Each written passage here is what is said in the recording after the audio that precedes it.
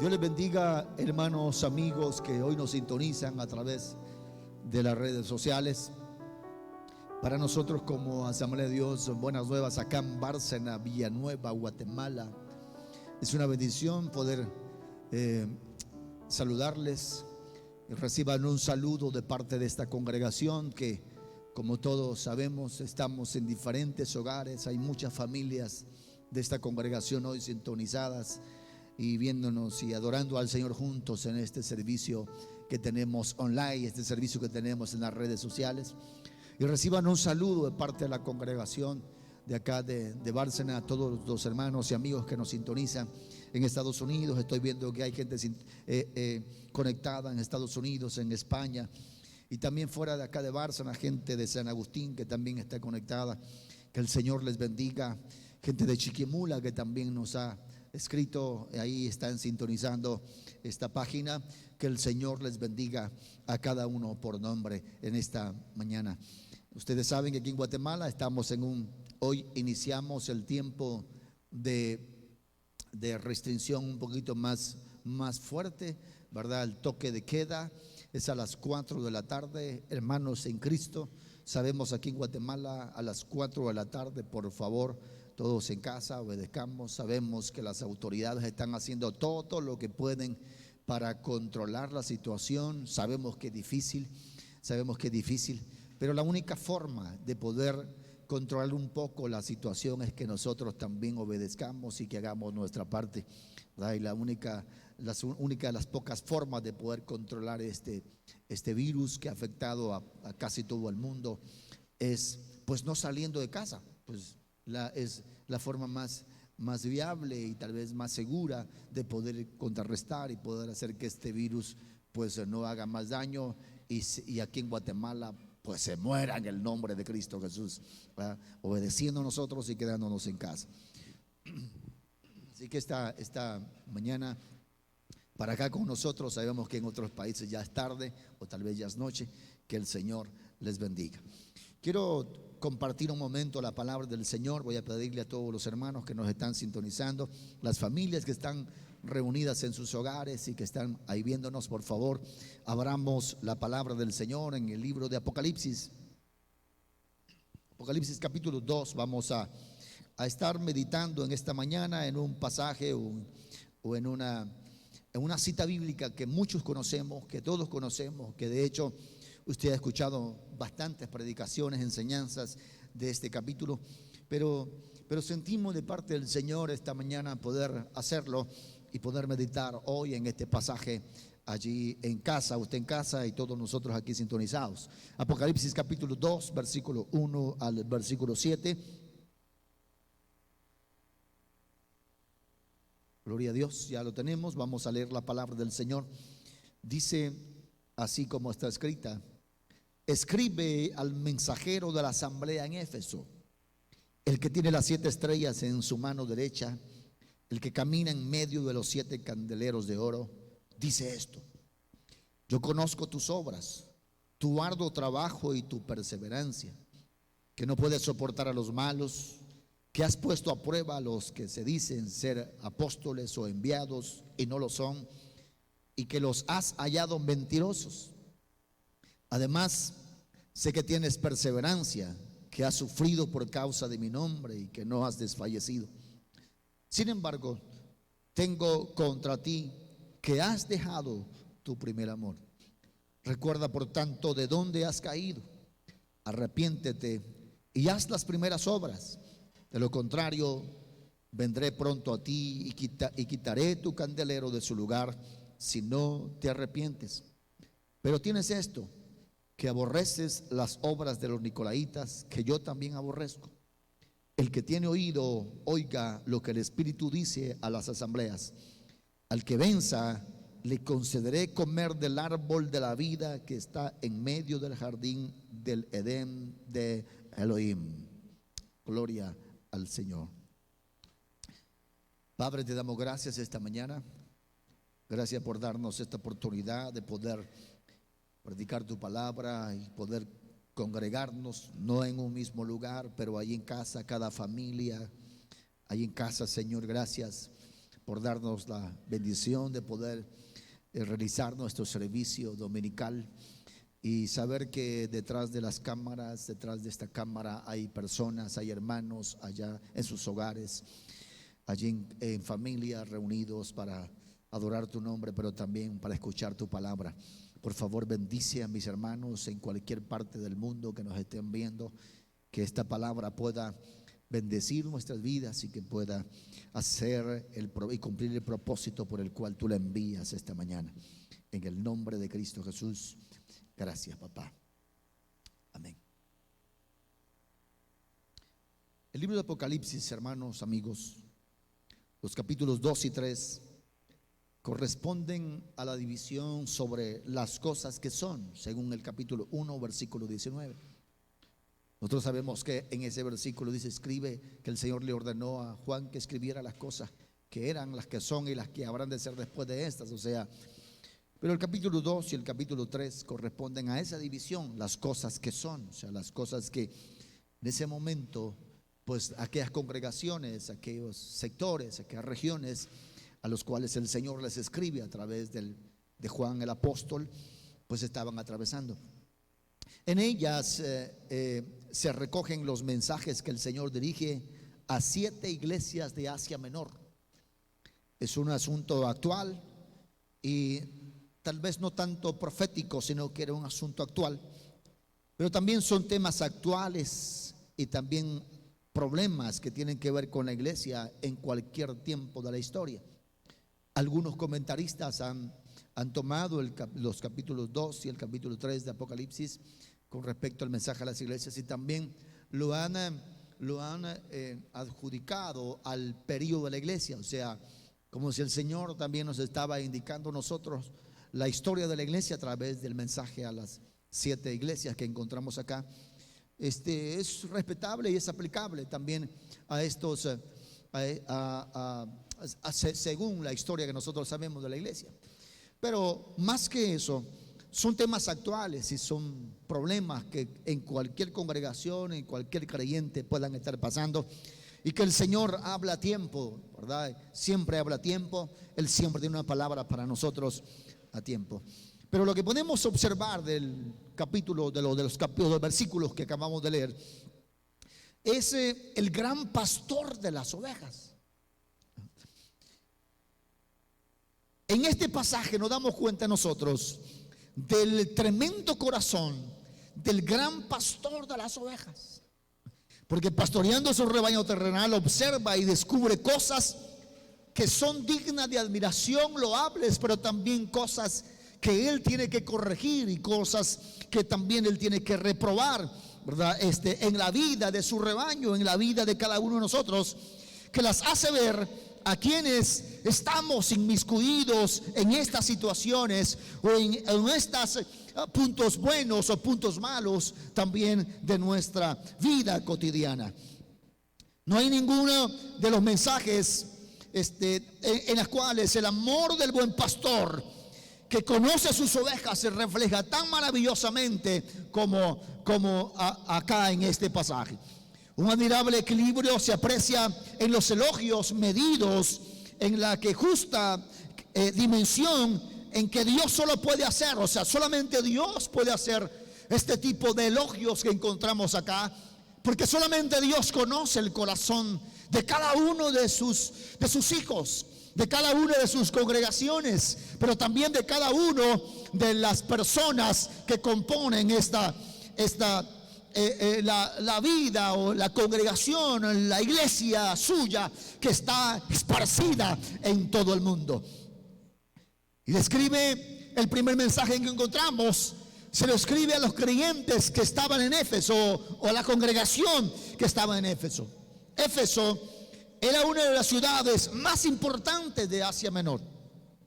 Estaba situada al occidente de esa área geográfica, entre Mileto y Esmirna, en el valle del río Caistro, a 5 kilómetros del mar Egeo.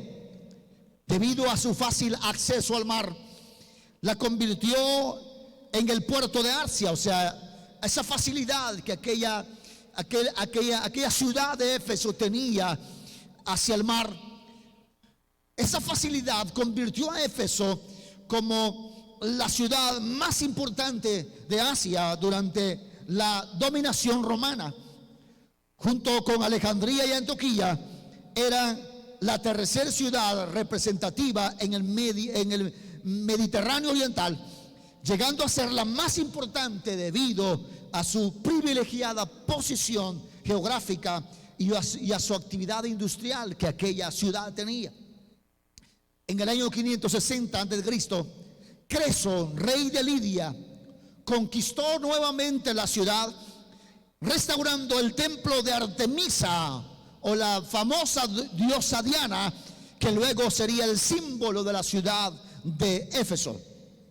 Cuando Juan escribió el Apocalipsis, la ciudad de Éfeso era el centro administrativo y religioso de la provincia romana de Asia. O sea, era una ciudad sumamente importante.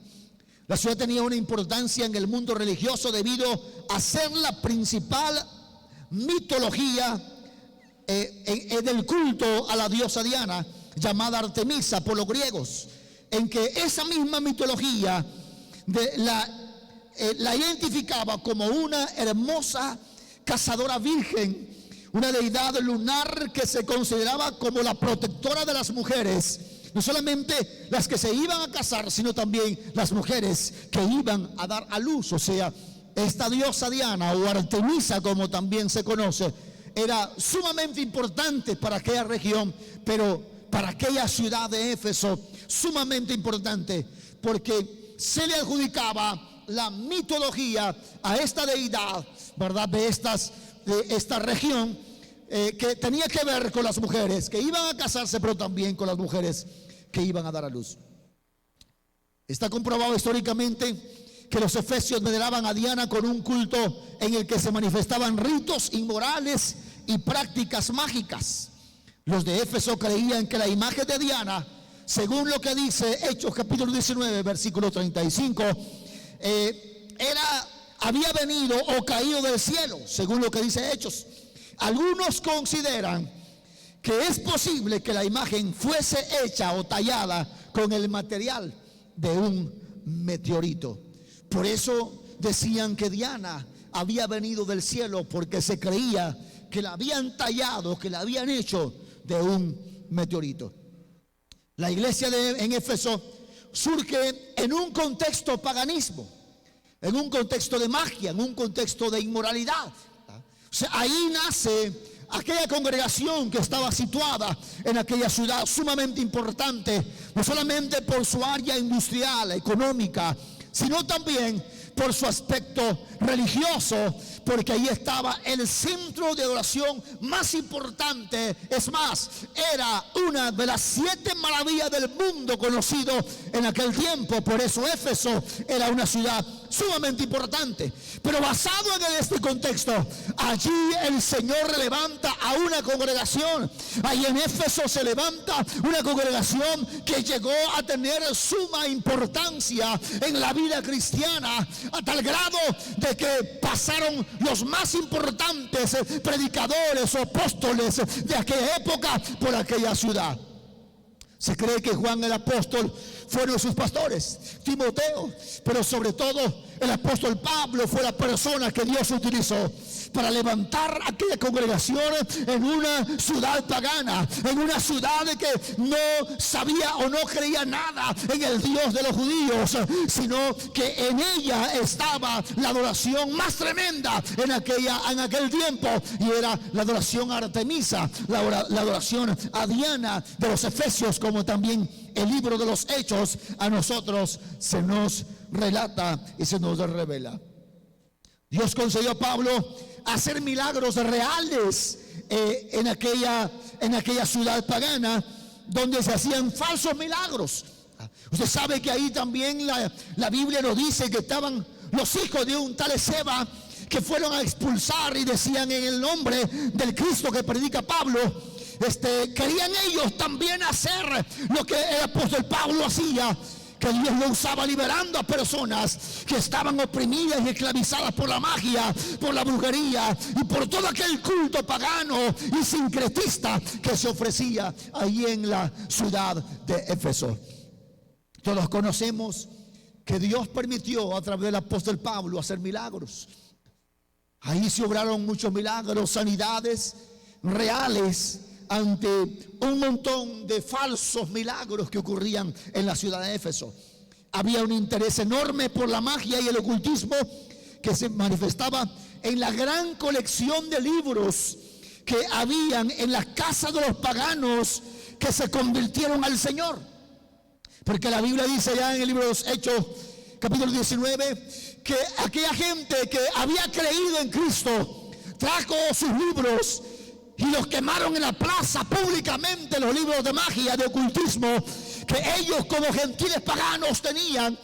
Pero la Biblia dice que cuando el poder del evangelio llegó a aquella ciudad, aquellos paganos se convirtieron al Señor y trajeron sus libros de magia y los quemaron en la plaza públicamente, porque este evangelio tiene poder para transformar a cualquier persona que pueda poner su confianza y su esperanza en este glorioso mensaje que es Cristo el Señor, el único que puede libertar a la persona que está cautiva. Hasta el grado que la Biblia dice que el número, que el valor de aquellos libros que trajeron a los paganos que se convertían al Señor era una suma tremenda, sumamente importante. La suma que aquellos libros costaron juntos cuando se quemaron. Es a esta iglesia que el Señor les hace un llamado. Es a esta congregación sumamente importante que el Señor les hace un llamado. Y por eso esta mañana el tema de esta reflexión bíblica es un llamado a volver al camino correcto. Un llamado a volver al camino correcto. Siento con todo mi corazón que lo que pasa en el mundo es un llamado a volver al camino correcto. Lo que hoy el mundo atraviesa, lo que hoy nosotros, porque todos estamos también sufriendo la situación que el mundo está padeciendo, porque todos estamos inmiscuidos también en esta situación. Siento que es un llamado de Dios a nuestro corazón a volver al camino correcto. Y veamos un poco más a fondo este llamado que el Señor hace no solamente a la iglesia en Éfeso, sino también a nosotros como hijos suyos, como hijos de Dios, a toda persona que nos ve y nos escucha. Es un llamado que el Señor te hace hoy, amigo que me escuchas, hermano que me estás sintonizando, un llamado a volver al camino correcto. En primer lugar, lo que podríamos desglosar del pasaje es que es un llamado a volver a pesar de las virtudes positivas que la iglesia en Éfeso tenía. El Señor conocía las obras de la iglesia y las conoce y las seguirá conociendo. No solo en el aspecto externo de sus manifestaciones, sino en la realidad espiritual que de cada una de ellas también posee. El verbo expresa la idea de un conocimiento más que intelectual, o sea, Dios no solamente conoce externamente lo que la iglesia hace, como acá vemos las virtudes que el Señor elogia, sino que también Dios conoce el corazón, Dios conoce la intención, Dios conoce lo que la iglesia, nosotros que somos la iglesia en cualquier parte del mundo, donde quiera que estemos, hacemos. Dios también conoce las intenciones del corazón. El Señor no solo sabe, sino que conoce las obras de la iglesia. Aquella iglesia hacía obras, por tanto, los cristianos en Éfeso podemos ver que no eran creyentes pasivos, sino que eran creyentes activos.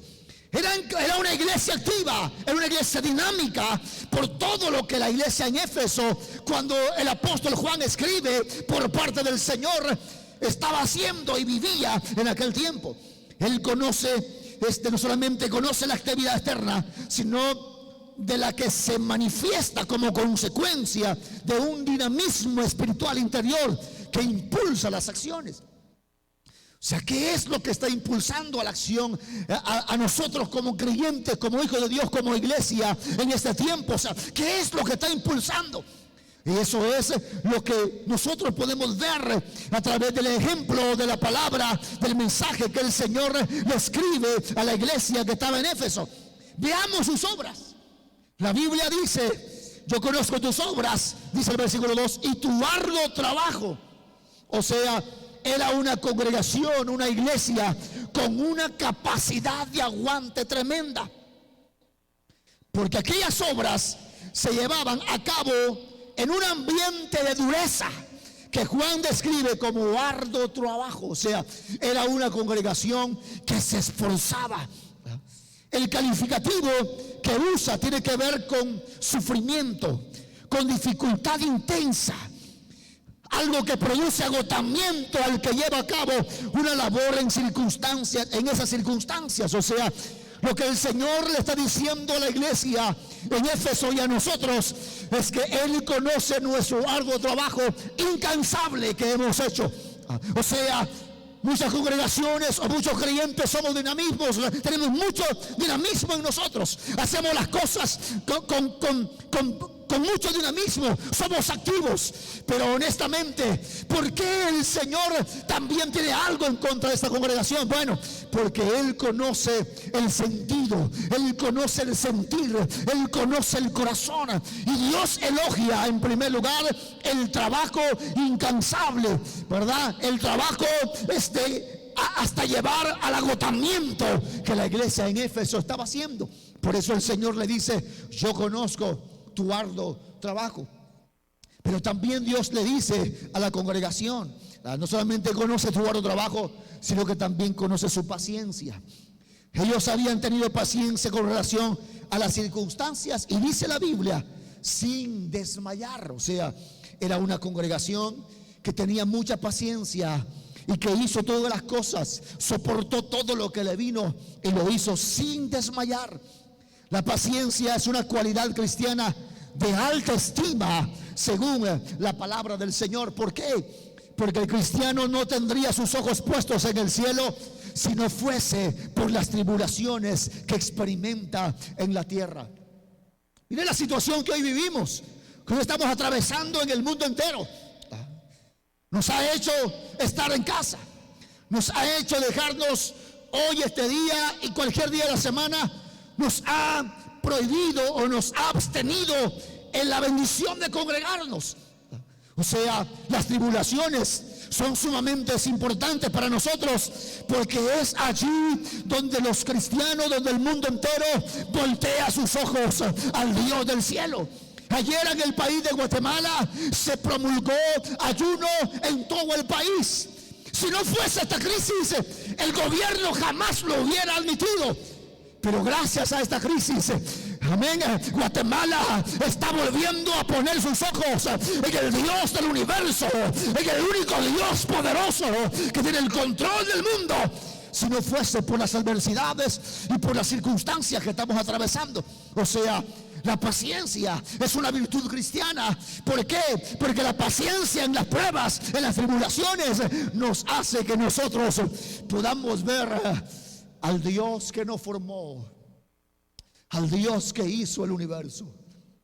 Pero no solamente Dios elogia el aguante de aquella congregación y la paciencia, sino que también Dios elogia el celo que ellos tenían por la doctrina, por la palabra del Señor. Porque dice: y has probado a los que se dicen ser apóstoles y no lo son, y los has hallado mentirosos. Y más adelante dice en el versículo 6: pero esto también aborreces las obras de los nicolaitas, las cuales yo también aborrezco. O sea, la iglesia de Éfeso era una congregación que conocía la palabra, que conocía la doctrina y la defendían. Cuidaban porque la doctrina fuese sana. El verbo soportar indica en el griego la capacidad de sobrellevar, la capacidad de cargar con algo. Entonces, cuando la Biblia dice acá, ¿verdad? En este versículo, soportar, que no soportas, o sea, se está diciendo que el soportar, según el griego, lleva la capacidad de sobrellevar o cargar con algo.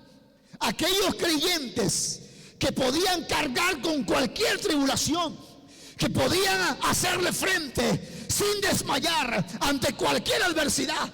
Es interesante, no podían ellos cargar o sobrellevar la falsa enseñanza, o sea, la falsa doctrina, la falsa predicación.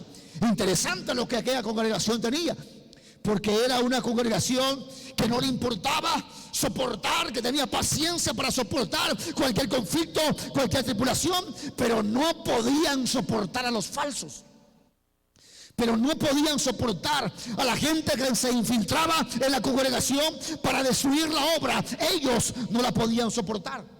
Algunos de aquellos predicaban doctrinas que desviaban a algunos de la fe enseñada por los apóstoles, especialmente a quienes eran niños en Cristo, a que eran niños fluctuantes que eran llevados por cualquier doctrina. O sea, a cualquier doctrina había mucha gente que le ponía atención y eran fácilmente desviados de la doctrina. O sea, aquella congregación no podía soportar a los que predicaban falsas doctrinas, falsas enseñanzas, y que también hacían daño a la obra, porque arrastraban a los niños espirituales sin conocimiento y los engañaban fácilmente. En otras ocasiones entraban en las iglesias muchos de estos falsos para poner cargas y reducir a esclavitud a quienes Cristo había hecho libres al creer al evangelio, como en el caso de los judaizantes, lo que Pablo habla a la iglesia que estaba en Gálatas, de esta gente que se había infiltrado, esta gente que ponía cargas tremendas en aquellos creyentes y que los volvían una vez más, los querían volver a traer a la esclavitud de nuevo. De esa gente abundaba en el tiempo del apóstol Juan, en el tiempo en el cual escribe a la iglesia que estaba en Éfeso de parte del Señor. Pero esta era una iglesia que no soportaba ese tipo de personas, que no soportaba este tipo de enseñanzas. Algo elogiable, tremendamente elogiable de aquella congregación. Tenían celo por la palabra, tenían celo por la doctrina. Además de eso, habían probado a quienes se titulaban a sí mismos como apóstoles. Porque dice la palabra del Señor: y has probado a los que se dicen ser apóstoles.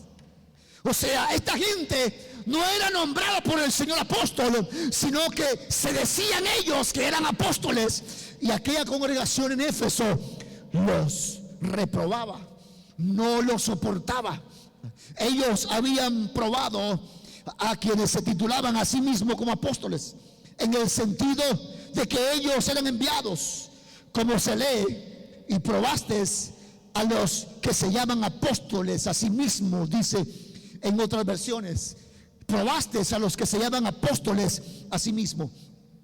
Eso indica que los creyentes en Éfeso tenían el suficiente discernimiento y conocimiento espiritual para emitir esas conclusiones.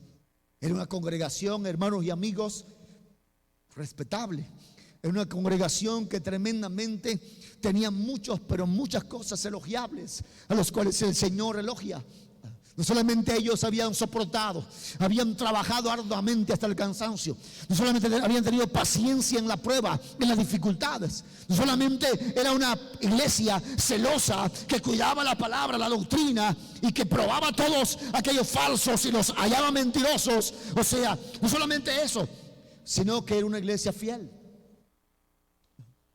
Porque dice la Biblia que ellos habían trabajado arduamente por amor al nombre del Señor y que no habían desmayado. O sea, era una congregación fiel. Ellos habían sufrido la misma sociedad inmoral en que estaban testificando, porque recordemos que Éfeso era una ciudad completamente inmoral.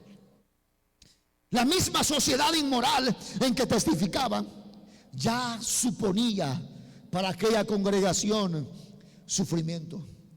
Al igual que ocurría con Lot, en el mundo perverso de su tiempo, en el cual él se sentía abrumado. Y el apóstol Pedro dice que Lot era justo.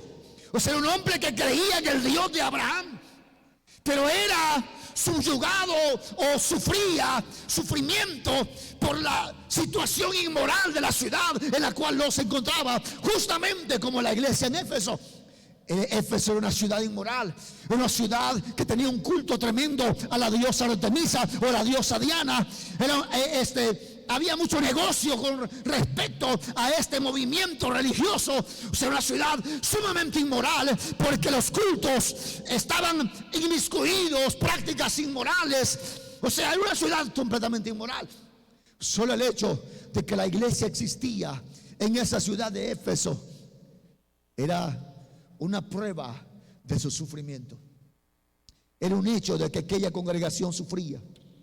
El sufrimiento también lo produjeron quienes habían pretendido entrar en la iglesia para enseñar falsamente, porque debemos de reconocer que cada congregación, cada pastor, cada siervo del Señor que está enfrente de una congregación, y cuando tiene que luchar con falsas enseñanzas, qué tremendo, es desgastante, trae mucho sufrimiento, trae mucho dolor, porque hay personas que son influidas fácilmente por doctrinas incorrectas según la palabra del Señor. Y aquella congregación también había sufrido,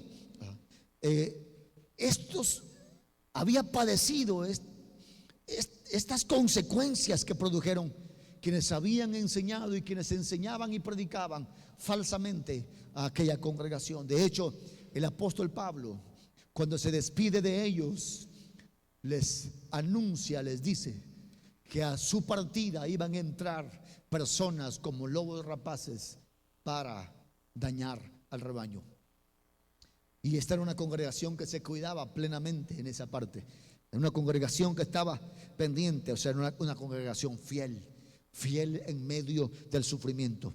Las persecuciones desencadenadas en todo el mundo romano habían incrementado los sufrimientos de muchos.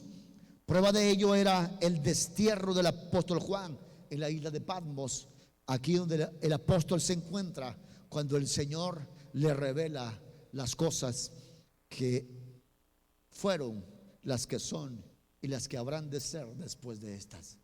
Se fue allí en esa isla llamada Patmos que Juan estaba como consecuencia de la persecución que la iglesia afrontaba en aquel tiempo. O sea, si algo nosotros tenemos que ver, hermanos, es que Dios les hace un llamado a volver a aquella congregación a pesar de las cosas positivas que tenía. Dios primero elogia las cosas positivas que la iglesia en Éfeso tenía, para después reprocharles una tan sola cosa. Pero esa cosa, eso que el Señor les reprocha, era lo más importante que aquella congregación había descuidado. Por eso lo segundo, les hace un llamado a volver al primer amor, a volver al camino correcto. Porque dice el versículo 4, pero tengo contra ti que has dejado tu primer amor. Quizá en Éfeso faltaba el fervor de la fe, porque se habla de obras y la fe no se menciona. Se mencionan esfuerzos hasta el cansancio, pero no se dice nada del amor con que aquella gente lo hacía. Se destaca la paciencia, pero no hay referencia a la esperanza. O sea, tenían mucha paciencia, pero no hay ninguna referencia en el texto a la esperanza.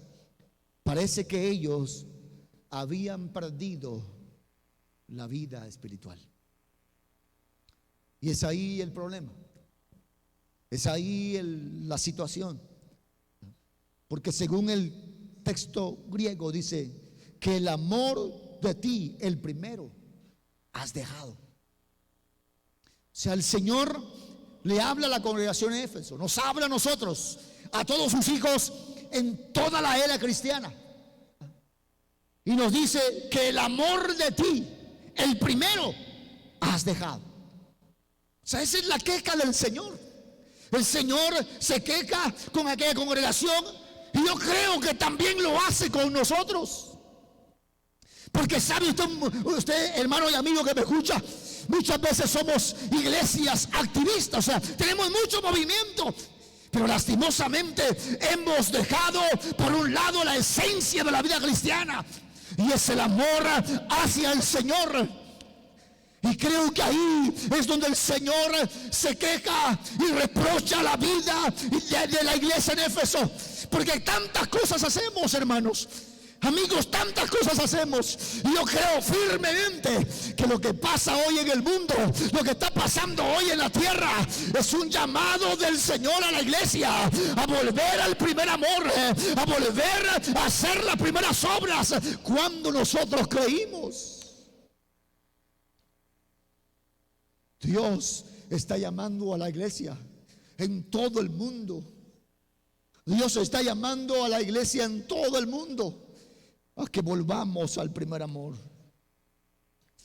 Como su significado literal indica, primer amor es el amor de origen, el primero en fluir y manifestarse. O sea, Jesús es claro cuando le habla a la iglesia que estaba en Éfeso: dejaste tu primer amor. ¿Y cuál era ese primer amor? Bueno, es el primero en fluir y en manifestarse. Cuando nosotros conocimos al Señor, pues nuestra vida devocional era distinta. Anhelábamos estar en su presencia. Lo primero que hacíamos cuando veníamos al templo, ¿verdad?, era desear que el templo estuviera abierto para venir a postrarnos en el altar y tomar un tiempo para hablar con el Señor. O sea, qué tremendo. Así era nuestra vida. Si alguna persona dice que se ha convertido a Cristo, pero este amor hacia el Señor no brota y no ha brotado en ningún momento de su vida hacia el Señor, sencillamente no ha nacido de nuevo. ¿Por qué? Porque cuando usted y yo nos encontramos con Cristo, experimentamos el primer fluir, o sea, el primer amor en manifestarse, es el amor hacia el Señor. No nos importaba nada, no nos importaba el tiempo, no nos importaba el cansancio, no nos importaba nada. ¿Por qué? Porque había una necesidad en nuestro corazón, había una pasión en nuestra vida por estar en la presencia del Señor, por hacer su voluntad, por vivir en obediencia. O sea, qué tremendo. Probablemente nuestras congregaciones están igual que Éfeso. Hacemos muchas cosas, tenemos una pasión por el evangelismo, hacemos tantas cosas, pero honestamente, ¿cuál es el impulso que hay en nuestra vida? ¿Qué es lo que está impulsando? Amén, para que hagamos eso. ¿Cuál es el motor que nos está a nosotros motivando, impulsando a hacer eso? Probablemente la misma queja del Señor sea para la iglesia en este tiempo. Probablemente el Señor, a través de lo que pasa en el mundo entero, le está hablando a la iglesia hoy y está diciendo que el amor de ti, el primero, has dejado. El amor al que Jesús se refiere en esta amonestación es el amor de Dios que fue dejado a un lado. El verbo que usa Juan equivale a haber puesto a un lado. Es el verbo que Juan utiliza. Has dejado, o sea, haber puesto a un lado el primer amor. Fue una decisión de la iglesia. Fue una decisión del creyente. Se dejó vencer por tantas cosas, tanto materialismo que hoy vivimos en este mundo posmoderno que también ha dañado tremendamente a la iglesia. Pero nosotros lo hemos puesto a un lado, el primer amor. De otro modo, aquello que había dejado de ser importante y había sido dejado en la experiencia de la iglesia, aquello que fue importante para la iglesia en Éfeso, porque debemos de reconocer que el nacimiento de aquella iglesia, wow. Si usted lee el capítulo 19 del libro de los Hechos, se va a encontrar que era una iglesia ferviente, era una iglesia que amaba al Señor, era una iglesia que todos los paganos que se convertían, venían confesando sus pecados, traían los libros de brujería, o sea, renunciaban a todo lo que ellos habían practicado. ¿Por qué? Porque ellos amaban al Señor. Era una iglesia ejemplar en aquel tiempo, era una congregación ejemplar en aquel tiempo, en el cual el nacimiento de la congregación era tremendo. Los dones fluían, el poder de Dios se movía. ¿Por qué? Porque era una gente que amaba al Señor, era una gente que amaba su amistad, que amaba su presencia, que amaba el poder glorioso de su Santo Espíritu. Pero ellos lo habían abandonado, lo habían hecho a un lado, como dice el texto griego, a haber puesto a un lado el primer amor. O sea, ellos lo habían apartado de su vida. Hermanos y amigos, ¿no será eso? ¿Acaso no es eso lo que le pasa hoy a la iglesia? Tenemos un montón y miles que supuestamente hemos creído en Cristo, pero ¿dónde está el fervor? ¿Dónde está la pasión por el Señor? ¿Dónde está el anhelo de obedecerle y de hacer su voluntad? O sea, ¿dónde está el motor que nos debe de impulsar a hacer las cosas correctas y correctamente?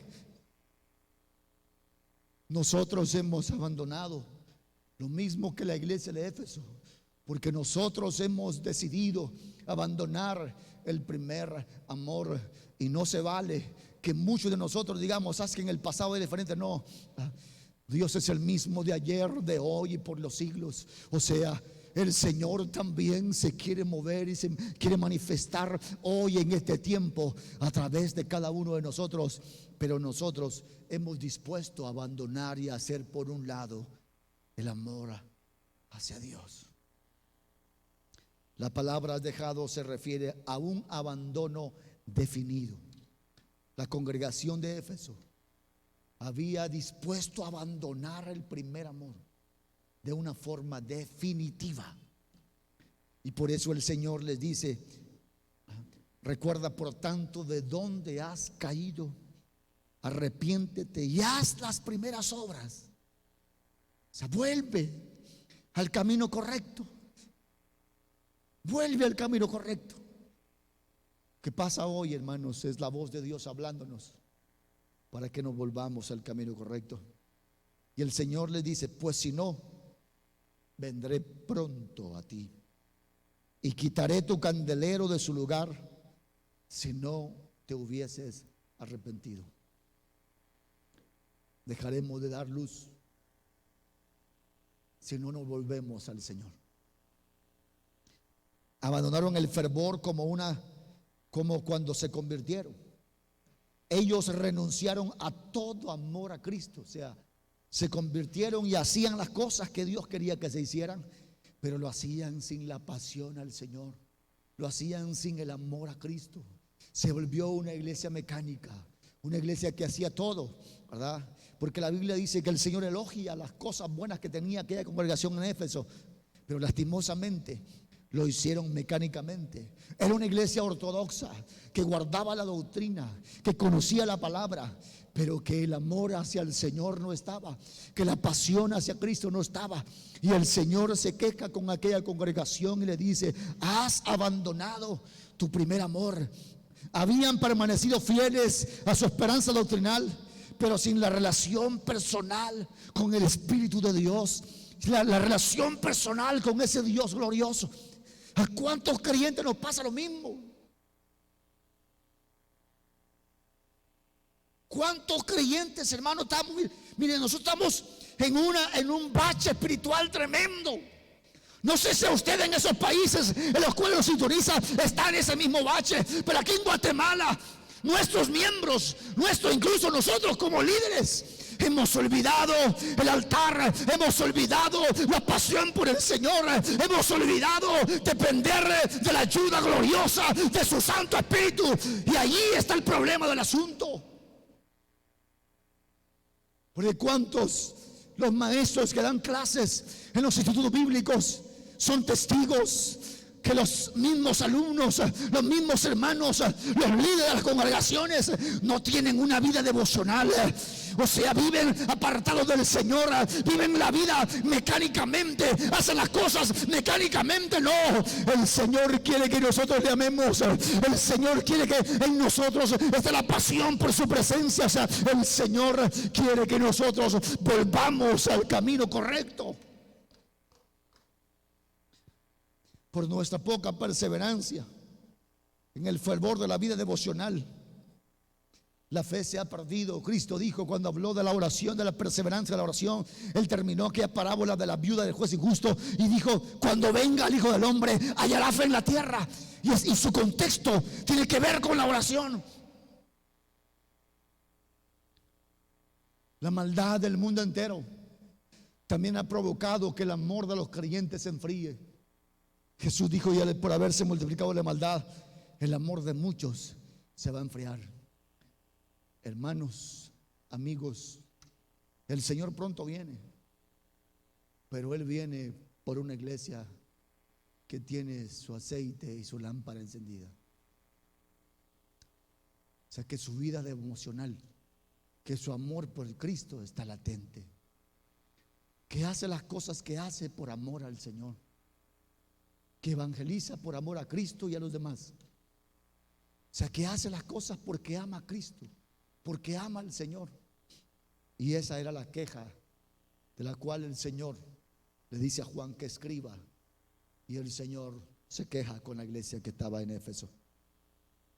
Mucho trabajo, falta de tiempo, pocas atenciones, poca oración, son evidencia que nosotros estamos igual o peor que la iglesia que estaba en Éfeso. El problema que se genera es evidente, porque obras hechas sin amor dejan de tener valor para Dios. La importancia del amor es evidente, de que toda actuación de Dios está siempre rodeada de amor, porque Dios es amor. Si nosotros hemos dejado de amar al Señor, honestamente hemos dejado de amar al prójimo y hacemos las cosas mecánicamente. Hacemos las cosas porque ahí están en el calendario y hay que hacerlas, pero necesitamos volver al camino correcto. Y el Señor hoy, el mismo llamado que hace a la iglesia en Éfeso, nos lo está haciendo a la iglesia en general en el mundo. Las cosas que pasan a nuestro alrededor son consecuencias, y es una oportunidad para que nosotros reflexionemos y volvamos al camino correcto del Señor. Los creyentes en Éfeso, voy terminando, habían prescindido del amor en una iglesia con doctrina ortodoxa y sana, que les había permitido enfrentarse a los falsos maestros y detectarlos como tales. Esa doctrina que era enseñada en la iglesia era mantenida cuidadosamente entre ellos. En una iglesia que había sufrido con paciencia, en una iglesia que se caracterizaba por la capacidad de mantenerse en la esfera del servicio y testimonio sin desmayar. Sin embargo, había algo que habían dejado: era el primer amor. Esa relación que nosotros teníamos cuando nos convertimos al Señor, esa primera experiencia, ese fluir en nosotros. ¿Cómo era su vida, hermano? Usted me está escuchando hoy y me está viendo a través de las redes sociales. ¿Cómo era su vida? ¿Cómo era su vida cuando usted se convirtió al Señor? ¿Acaso el tiempo no importaba? ¿Acaso el cansancio no importaba?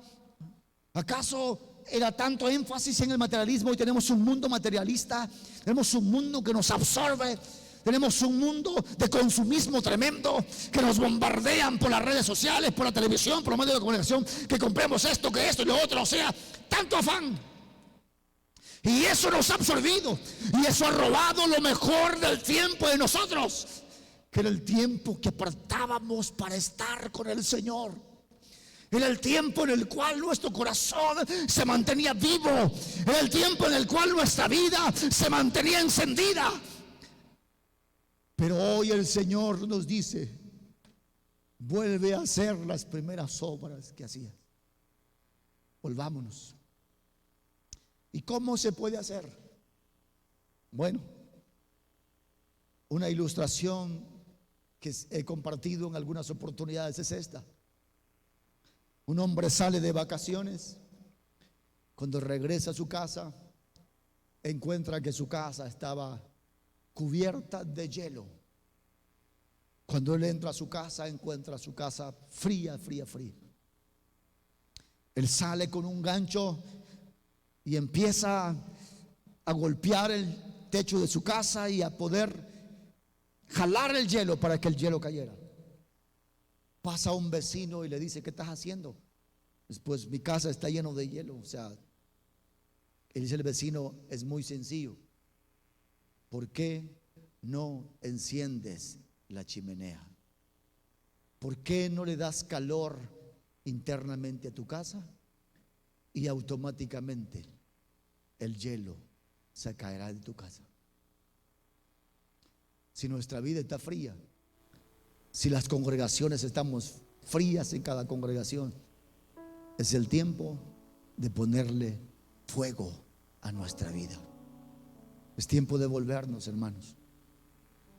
Creo con todo mi corazón, se lo vuelvo a repetir, que esto es la voz de Dios tratando de despertarnos, tratando de hacer que nosotros despertemos. Hay tanta gente que está esperando un avivamiento y que dicen: por allá está, allá van corriendo a buscarlo. El avivamiento debe estar en tu corazón. La vida de Dios debe estar en tu vida, en tu corazón. La presencia de Dios debe de fluir en tu vida. Es necesario que nos levantemos. Dios nos llama a esta hora a avivar nuestro primer amor.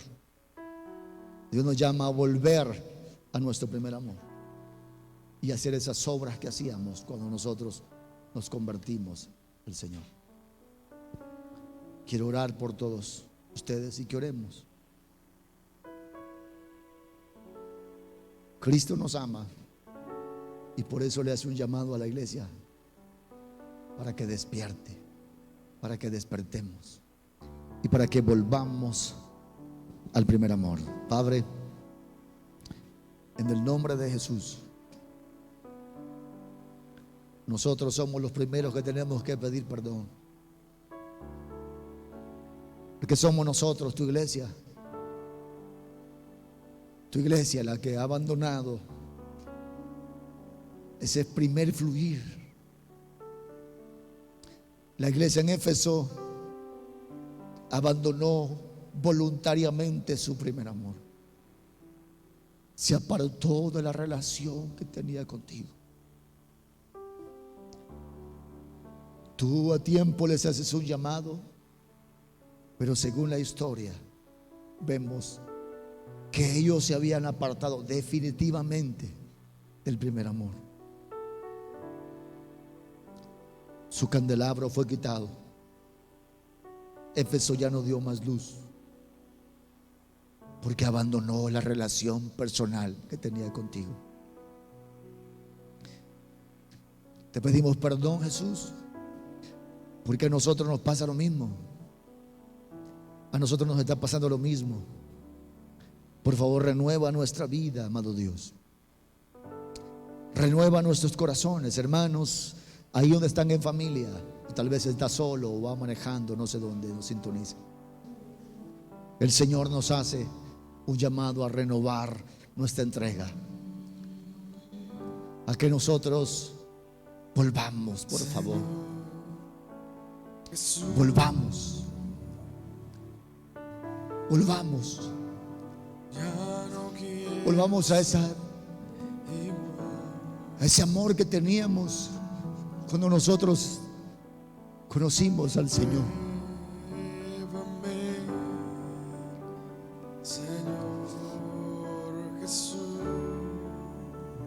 Ayúdanos a volver.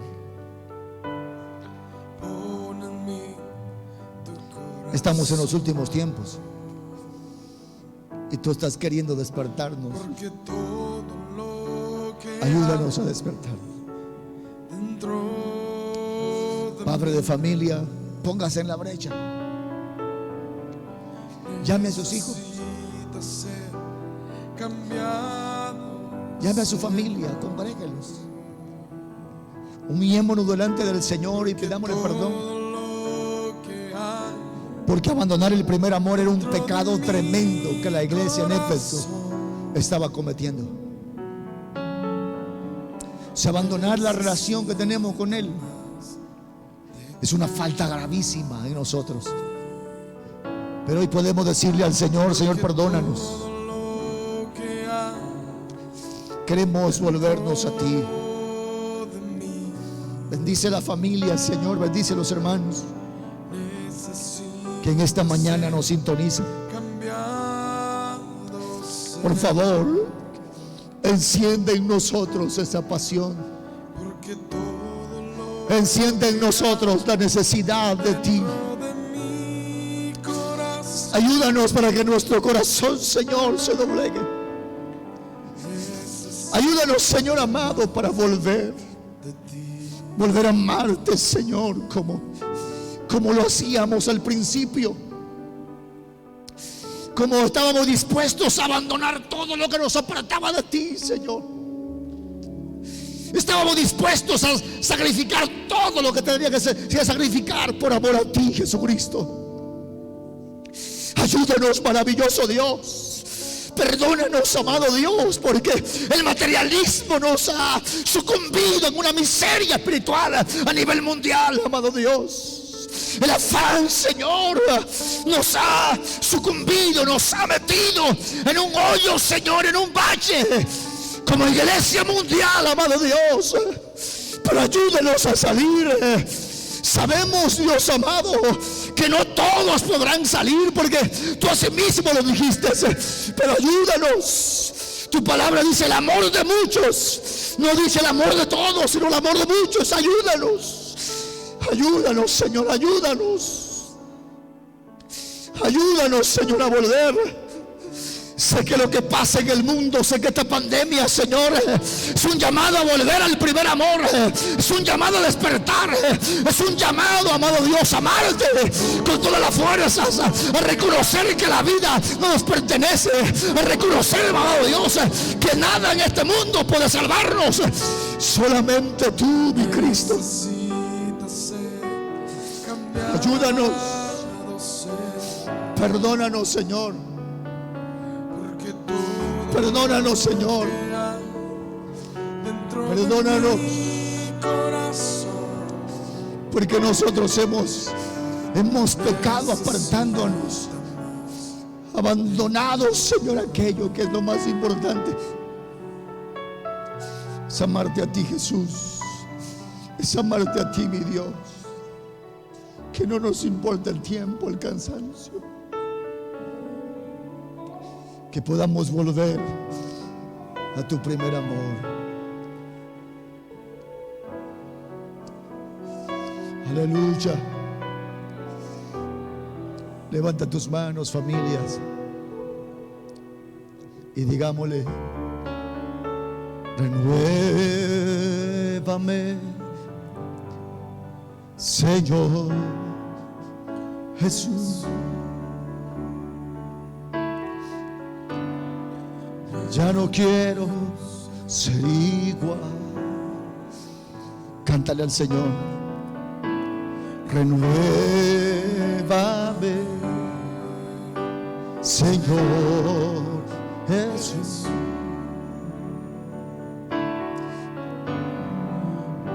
Pon en mí tu corazón. Díselo. Porque todo lo que hay dentro de mí necesita ser cambiado, Señor. Porque todo lo que hay dentro de mi corazón necesita más de ti.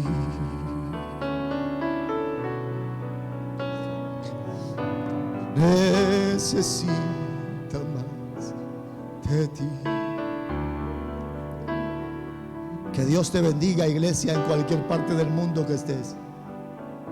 Que ninguna relación sea más importante que la relación que tenemos que tener con el Señor. Humillémonos y volvamos al Señor. Él tiene planes gloriosos para nosotros, eternos. Que el Señor te bendiga. Que el Señor te bendiga donde quiera que estés. Y que el Señor bendiga Buenas Nuevas. Saludos a todos mis hermanos de Buenas Nuevas. Saludos a mis hermanos allá en San Agustín que también nos están sintonizando. Saludos a Shirley allá en España. A los hermanos Anina que también están en España. Saludos a todos los que nos sintonizan. Que el Señor les bendiga y volvamos al Señor. Volvamos al primer amor. Dios les bendiga. Quiero recordarles a toda la congregación, a todo el pueblo de Bárcena que me logra ver y escuchar, y que hoy empieza el toque de queda a las 4 de la tarde. Seamos obedientes. Muchos de nosotros no hemos tratado mucho de obedecer. Anoche mirábamos por las redes sociales que tiendas abiertas de noche y gente, niños comprando, o sea, en la calle. La única forma de poder detener y que tu familia no llegue mal, no solamente es la bendición de Dios, sino es la prudencia en nosotros. Así que seamos prudentes, por favor. Seamos prudentes, obedezcamos, ayudemos a otras personas que tal vez por nosotros se pueden contaminar. Ayudemos mayormente a las personas mayores. Ustedes saben que no es difícil que una persona mayor resista esta situación. Así que por favor, seamos obedientes. A las 4 de la tarde todo el mundo en casa. Nada nos va a pasar estar en casa. Aprovechemos el tiempo, disfrutémoslo con familia. Oremos, leamos la Biblia, juguemos con ellos. Si tienen algún par de juegos. Mi familia anoche estaba jugando allá en la sala. Mientras yo estaba trabajando, haciendo todo esto, ellos estaban jugando. Bueno, hay que aprovechar el tiempo. Ese tiempo que tal vez nos cuesta darle a la familia, pues esta es la oportunidad para volver a ser los niños y a sacar los niños que hay dentro de nosotros y volver a estar con lo más preciado que tenemos, que es la familia. Que el Señor les bendiga a todos y gracias. Vamos a estar anunciando porque esta semana, según la orden del gobierno, es que hay toque de queda desde las 4 de la tarde a las 4 de la mañana a partir de hoy, toda esta semana. Prácticamente esta semana, por las noches no vamos a estar transmitiendo en vivo desde acá, vamos a buscar la forma como hacerlo. Esperen noticias. Dios les bendiga a todos, la paz de Cristo con cada uno de ustedes, y que Dios bendiga a Multimedia y también a los músicos que han estado con nosotros esta mañana. Sabemos que estamos pocos y estamos separados, juntos pero separados acá, siempre teniendo la prudencia y también educándonos, porque esta es una educación que nosotros no teníamos y tenemos que educarnos. Que el Señor les bendiga, la paz de Cristo con ustedes, y a volver al primer amor, a buscar al Señor con la pasión que se necesita para volver al Señor. Dios les bendiga a todos allá donde están.